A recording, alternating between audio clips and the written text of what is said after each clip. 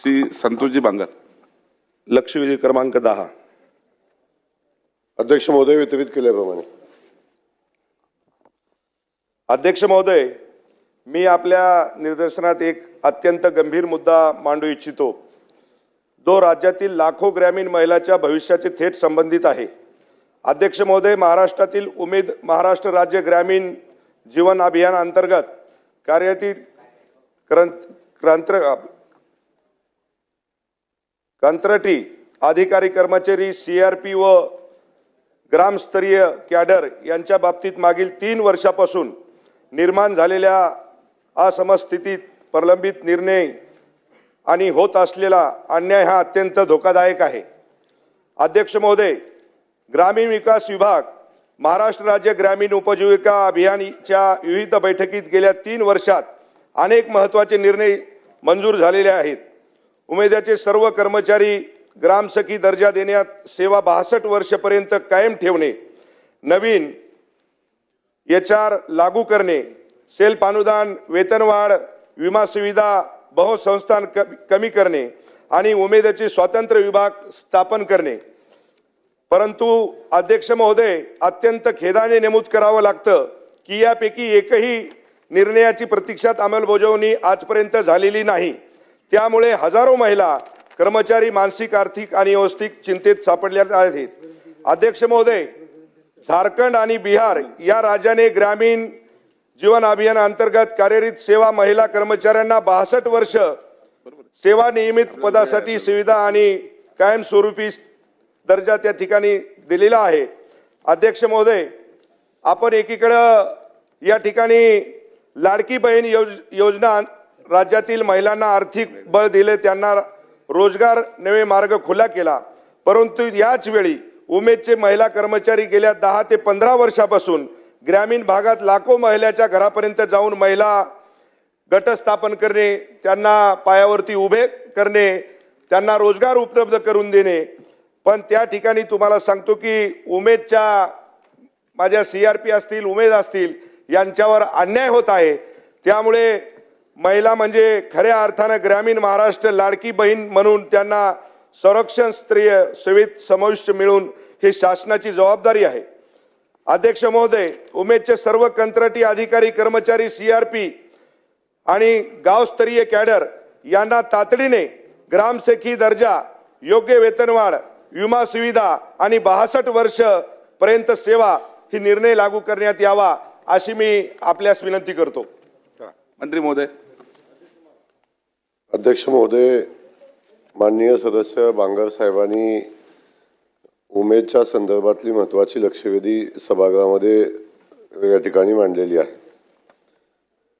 मी आपल्या माध्यमातून सन्माननीय सदस्यांना या ठिकाणी सांगू इच्छितो की उमेदच्या माध्यमातून महिलांच्या सक्षमीकरणाचं काम सरकारच्या माध्यमातून केलं जातं. आणि त्या अनुषंगानं उमेदचे जे कर्मचारी आहेत यांचे अनेक प्रश्न गेल्या अनेक वर्षापासून चर्चेमध्ये आहेत. त्यातील ज्या मागण्या त्यांच्या वाजवी आहेत, ज्या आपण करणं शक्य आहे, त्या सगळ्या मागण्याच्या संदर्भात आपण सकारात्मक निर्देश दिलेले आहेत. आणि कालच त्या अनुषंगिक आपण बघितलं असेल की एक खूप मोठा मोर्चा या ठिकाणी आलेला होता उमेदचा. किती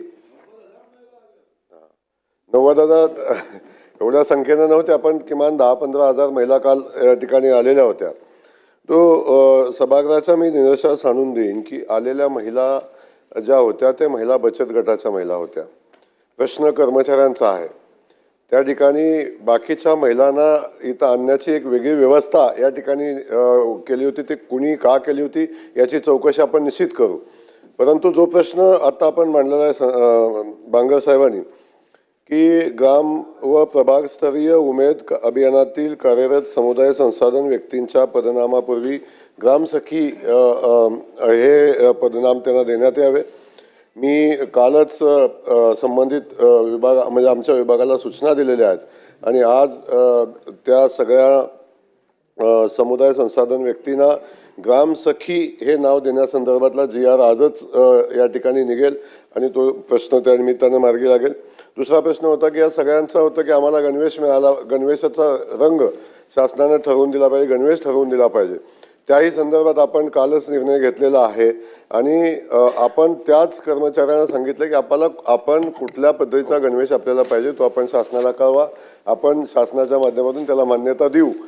हा कालच निर्णय आपण या ठिकाणी घेतलेला आहे.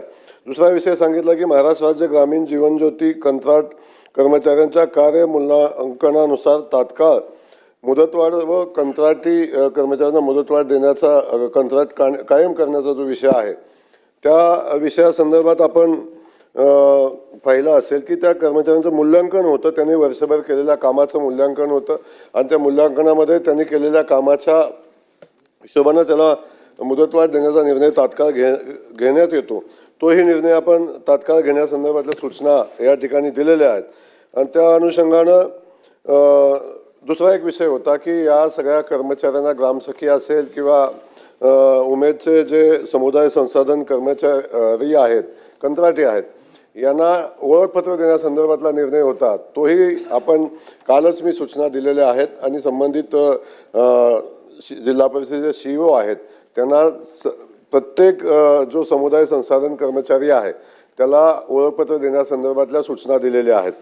HR मॅन्युअलचा विषय येतो. HR मॅन्युअलमधल्या केंद्र सरकारनं जे HR मॅन्युअल केलेलं आहे त्यातल्या कोणत्या तरतुदी आपण लावू शकतो या संदर्भात आपण समिती नेमलेली आहे. त्याचा अभ्यास करून आपण त्यातल्या ज्या शक्य आहेत, सगळ्या तर काय शक्य नाहीत, परंतु ज्या शक्य आहेत त्या गोष्टी लागू करण्यासंदर्भातला निर्णय भारत सरकार नक्की घेईल हे या निमित्तानं मी आपल्याला या लक्षवेधीच्या माध्यमातून सांगू इच्छितो.